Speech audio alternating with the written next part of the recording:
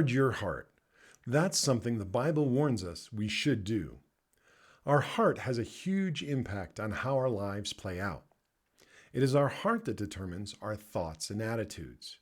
Those thoughts and attitudes are what control the words we say. In turn, the words we say set the course of our lives because they have so much power to shape what we do and accomplish in our short time here on this planet. Your heart is at the very center of it, where it all begins. So let's look at what the Bible has to say on the subject.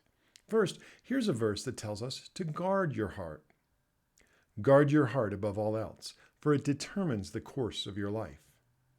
As you can see, that verse in Proverbs says our heart sets the course of our lives. The first question that jumps out at me when I read that verse is, what is my heart?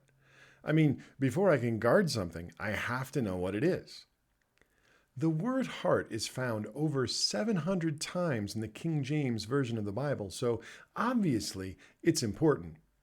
It turns out the biblical understanding of our heart is different than our modern understanding.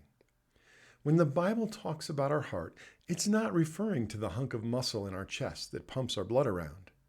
Instead of being a physical thing, our heart is more of an intangible thing. It means the essence or core of who we are. In a recent video, I shared about the difference between soul and spirit.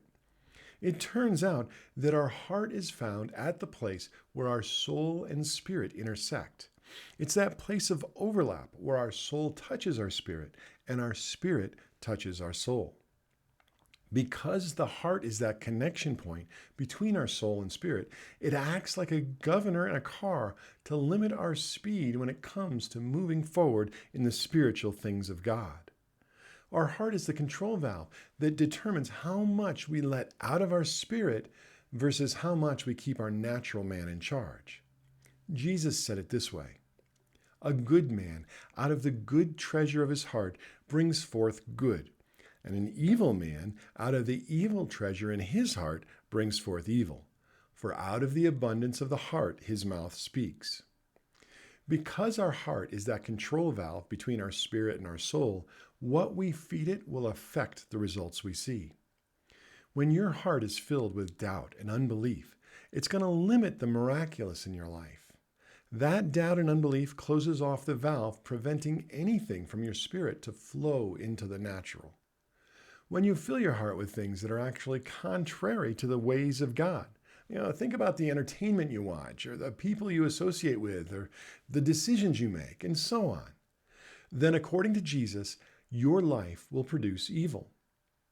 But when we feed our hearts on the things of God, when we renew our minds with Scripture, expose ourselves to the stories of faithfulness, hear testimonies of the miraculous, and come to know intimately God's goodness, then we'll see those good things happening in our own lives too.